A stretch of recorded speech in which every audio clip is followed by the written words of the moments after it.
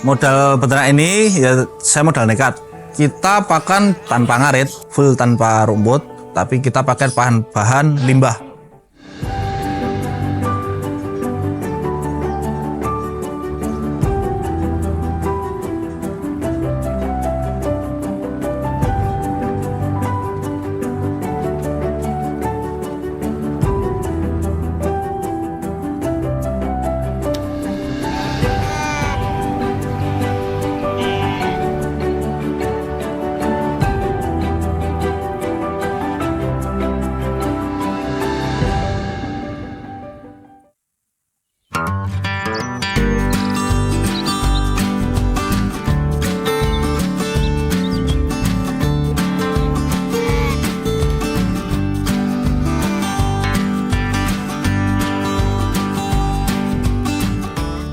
Halo sedulur Oasis, hanya dengan bermodalkan nekat, tapi bukan hanya sembarangan nekat, perlu sekali ilmu yang benar.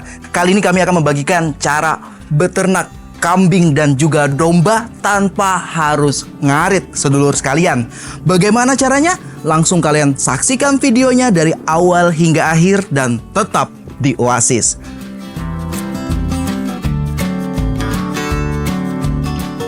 Perkenalkan, nama saya Muhammad Farid Akrom, biasanya dipanggil Farid atau juga bisa Akrom. Di Good Day Farm sendiri, saya sebagai ownernya atau pemiliknya langsung. Good Day Farm ini beralamat di Seyegan, Merian, Sleman. Kita fokusnya ada dua. Pertama, kambing merah, kita produksi susu kambing. Yang kedua, domba pedaging, kita produksi daging. Terus yang terakhir, kita punya pabrik perakan yang beralamat di Kulon Progo. Kita fokus produksi pakan ternak.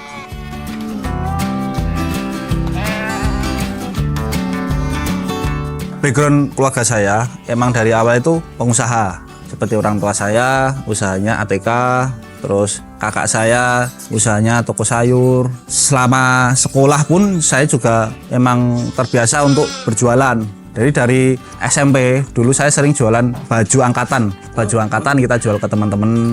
SMA juga saya bikin baju angkatan, kita cetak. Terus dulu waktu zaman Android mulai muncul, saya jualan HP bekas, kita jual beli HP. Terus kuliah juga, kuliah itu saya mulai fokus bisnis itu pertama jualan kacamata. Jadi saya jualan kacamata online dan hasilnya itu untuk biaya kuliah. Dan saya setelah lulus, saya coba untuk kerja. Dulu saya setelah lulus itu coba kerja di bank. Karena emang dari tadi saya mentalnya usaha ya, saya nggak betah 1 minggu keluar.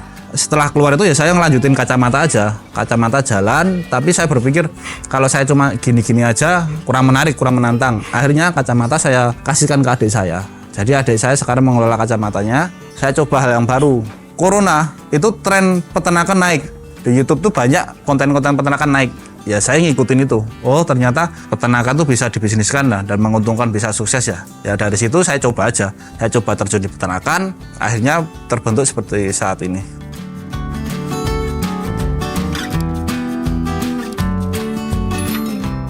Saya lulusan dari UGM, Fakultasnya Teknologi Pertanian, angkatan 2016. Saya pribadi menurut saya, kuliah atau sekolah itu menurut saya bukan semata-mata mencari ilmu. Ilmu itu menurut saya mah nomor 2. Nomor satunya dari kuliah itu mencari relasi dan pola pikir. Misal kita mau terjun di dunia peternakan, ya kita nggak harus dari fakultas peternakan.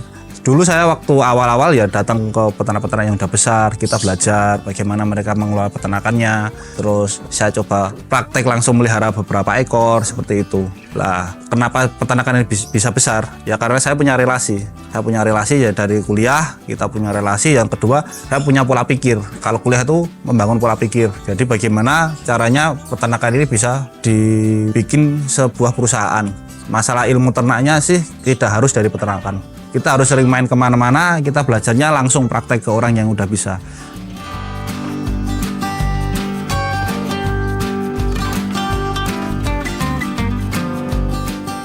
Modal peternak ini ya saya modal nekat. Saya izin sama orang tua untuk pinjam sertifikat tanah, saya anggunkan ke bank untuk membeli peternakan ini. Jadi peternakan Seyegan ini sebelumnya kandang ini udah ada di Seyegan tapi kosong. Saya take over aja kandang ini dengan pinjam ke bank, lalu saya coba isi. Ya itu kembali lagi ke mental. Kalau mentalnya emang udah wirausaha, menurut saya ya udah mereka akan berani aja untuk mulai sesuatu, karena semakin lama kita berpikir ya semakin habis waktunya. Jadi menurut saya sendiri ya, usaha itu yang bagus itu usaha yang dijalankan. Menurut saya seperti itu. Kalau kita cuma berpikir, kita cuma berdiskusi di atas meja dan sebagainya, ya itu nggak bakal jalan, itu bukan usaha yang bagus. Kita punya rancangan bisnis sudah jadi matang dan sebagainya. Tapi kalau nggak dijalankan ya udah sama aja kan. Karena mentalnya udah wirausaha, ya udah punya peluang sedikit pun akan kita kejar. Misal di tengah jalan udah dapat masalah, kalau seorang mental pebisnis ya udah akan bagaimana kita cari solusinya.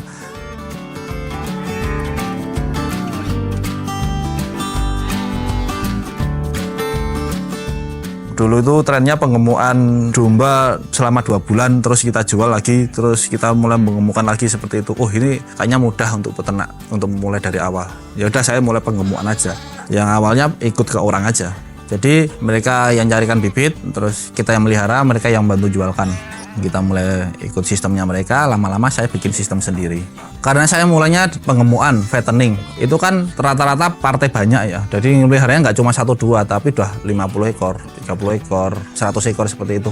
Tantangan terbesarnya bagaimana domba ini harus segera kejual. Yang kedua, gagal mengemukan. Domba itu semuanya nggak serata bisa digemukan, seragam nggak. Ada domba yang emang nggak bisa gemuk, ada yang domba sakit.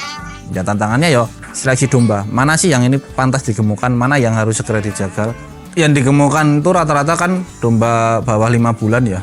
Jadi seleksinya dari kondisi ternaknya aja, ini sakit enggak. Ciri-ciri yang sakit itu dia adaptasinya susah. Dia bentuknya besar tapi timbangannya ringan. Itu salah satunya. Terus setelah itu dia makan tapi nggak lahap.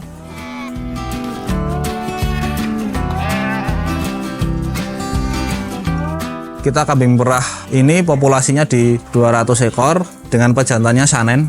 Untuk betinanya kita bermacam-macam. Ada Jawa Randu, ada Sanen juga, ada Sapera. Sapera itu kawinan dari Sanen dengan lokal, namanya jadi Sapera. Lokal itu seperti Jawa Randu tadi. Jadi kita yang tekankan yang penting jantannya dulu. Jantannya itu Sanen dulu, yang asli Australia yang memang susunya banyak. Untuk betinanya sendiri saya carinya bebas, nggak perlu harus Sapera, nggak harus Sanen, nggak. Saya yang penting kambing betinanya itu susunya banyak gitu aja. Harapannya kan nanti anakannya itu bisa produksi susu lebih banyak daripada indukannya, karena udah dikawinkan dengan pejantan yang bagus. Untuk dombanya sendiri, kita karena domba pedaging, kita pakai domba-domba lokal yang harganya masih untung kalau kita sembelih, pakai domba-domba lokal. Tapi kita juga breeding di domba. Harapan saya nanti kedepannya kita punya mitra breeding, yang semua yang digemukan itu hasil dari ternak-ternak mitra kita sendiri. Terus kita pejantannya pakai awasi dan dorper. Dengan itu kan kita naik level, yang awalnya pakai lokal dikawinkan dengan awasi dan dorper, anaknya nanti akan lebih besar. Jadi kita sebagai produksi daging juga lebih untung.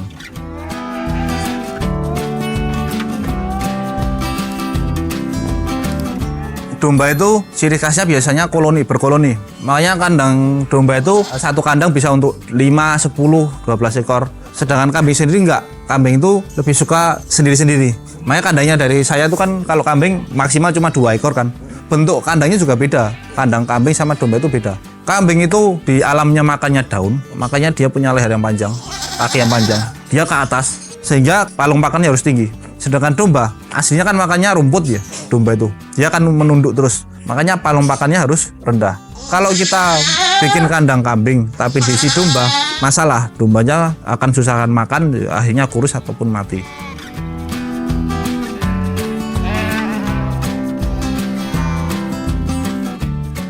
Kita pakan dibedakan menjadi 2, konsentrat dan serat.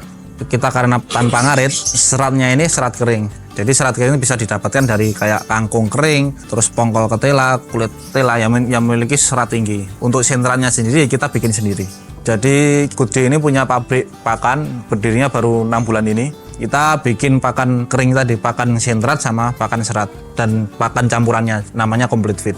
Kita full tanpa rumput, tapi kita pakai bahan-bahan, ada yang pabrikan, ada bahan-bahan limbah.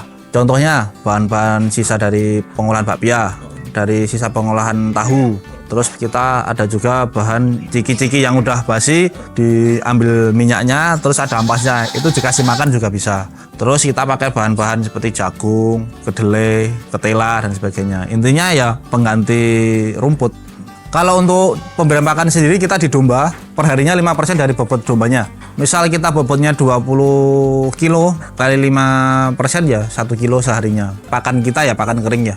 Untuk di kambing perah untuk sentratnya di 1,5 kilo, seratnya itu antribitum. Antribitum itu tidak terhingga.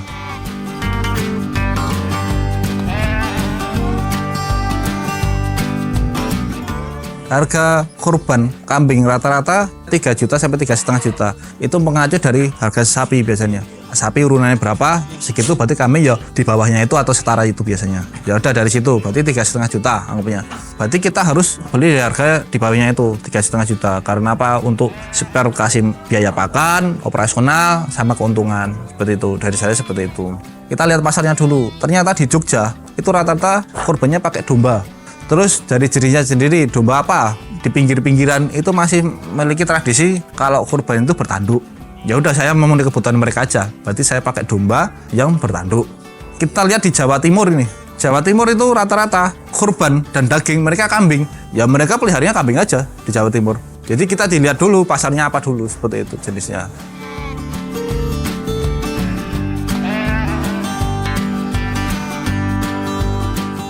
Kita produknya yang pertama jelas susu kambing, ada yang susu segar, ada susu pasteurisasi. 2 bulan lagi kita akan launching susu bubuknya. Terus untuk domba, kita ada domba potong, bentuknya hidup, sama daging domba. Bisa turun-turunannya kayak jeroannya, kepalanya, dagingnya. Yang kedua, betina bunting untuk memenuhi breeding kita. Terus selain itu kita jual obat-obatan, ada mineral block. Terus kita juga punya jasa USG. Jadi teman-teman misal dombanya butuh di USG biar tahu benar-benar ini bunting atau enggak ya bisa ngundang kita. Terus pupuk kita olah, pupuk ini kita fermentasi, kita jual juga. Untuk pabriknya sendiri kita kerjasama di Kulon Progo. Terus yang terakhir kita sekarang adakan rutin setiap minggunya pelatihan.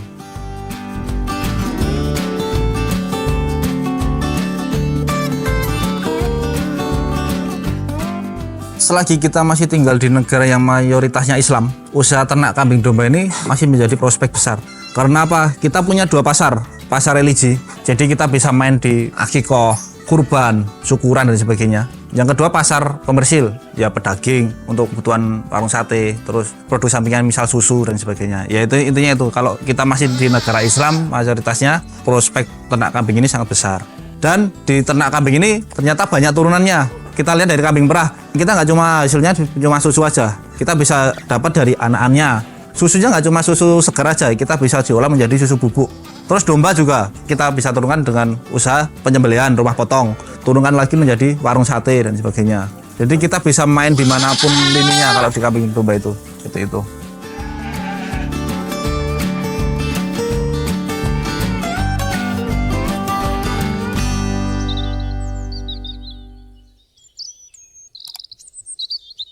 Visi dari Gude ini kan membangun closed system yang saling menguntungkan. Jadi bahasa kerennya saya tuh ngingu peternak bukan ngingu ternak. Contoh sederhananya seperti usaha fattening. Kita bikin kemitraan sama peternak. Suplai bibit dari saya, suplai pakan dari saya. Nanti domba itu kita yang panen. Setelah panen kita kerjasama dengan warung sate atau catering. Pupuknya juga pupuk dari peternak-peternak mitra kita akan kita kumpulkan menjadi satu, kita olah menjadi produk pupuk. Harapan saya besar seperti itu. Saya ngingu peternak bukan ngingu peternak. Semakin banyak peternak, Gude ini akan semakin berkembang.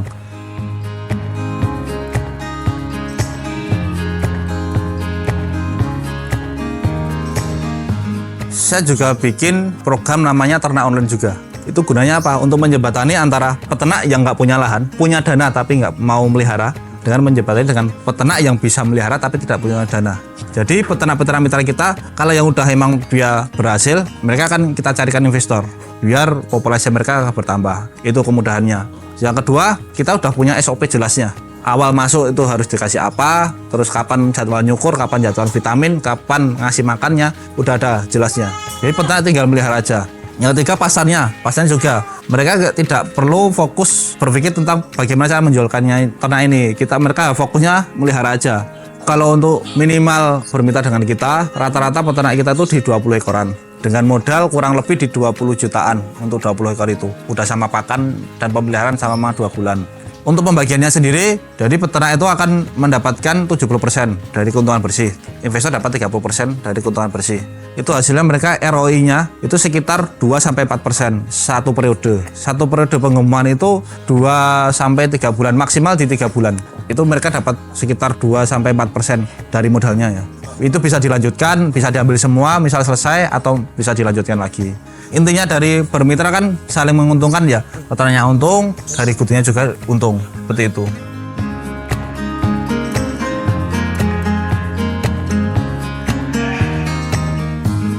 Karena saya basic dari awal visinya itu ingin peternak, semakin banyak orang yang bermitra di sini bisa membantu orang lain dan sebagainya, itu yang paling kesan menurut saya. Kalau saya tuh bisa membenahi mereka, saya sendiri bisa ngasih saran mereka dan mereka berhasil ternaknya, ada kepuasan sendiri di situ. Makanya tahun ini saya coba untuk mulai bikin pelatihan-pelatihan secara gratis ya. Intinya saya tuh puas kalau bisa bikin peternak sukses. Apalagi kalau peternak gagal terus sukses itu lebih puas lagi. Harapan saya di Goodday ini, saya udah nggak punya ternak lagi. Saya hanya punya peternak. Goodday ini akan menjadi ya, pasarnya peternak-peternak mitra saya. Yang paling dekat ya, saya bikin warung sate sama catering untuk menyerap domba-domba dari mitra-mitra saya. Untuk susu sendiri, saya harapannya punya pabrik susu untuk menyerap kambing dari mitra-mitra saya. Dan akhirnya saya nggak usah pelihara. Tapi saya punya sistemnya sendiri. Obat-obatan dari kita semua, pakan dari kita semua. Udah, ternak semakin dimanjakan. Saya hanya mengurus di end usernya aja, sampai ke atas meja aja.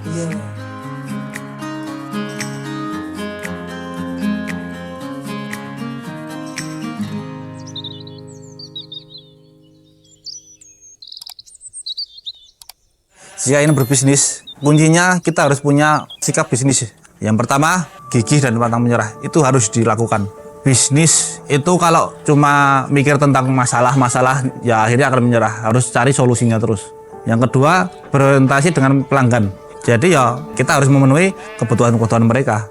Ketiga, bertanggung jawab dan dapat dipercaya. Karena apa? Bisnis kalau udah dilakukan dengan kebohongan, tidak jujur dan sebagainya, itu nggak akan bertahan lama. Untungnya akan di awal aja. Tidak ada repeat order. Yang kita butuhkan diusahakan repeat ordernya yang konsisten. Seperti itu.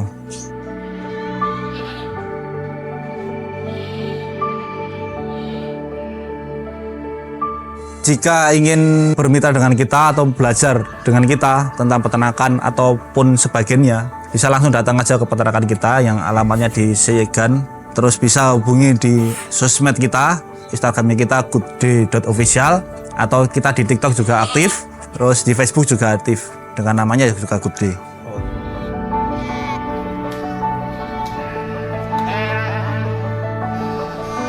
Nama saya Muhammad Farid Akrom, bisa dipanggil Farid. Usaha saat ini di bisnis peternakan kambing domba. Moto hidup saya, bisnis yang sukses itu bisnis yang dijalankan, bukan bisnis yang dipikirkan. Assalamualaikum warahmatullahi wabarakatuh. Oke, luar biasa.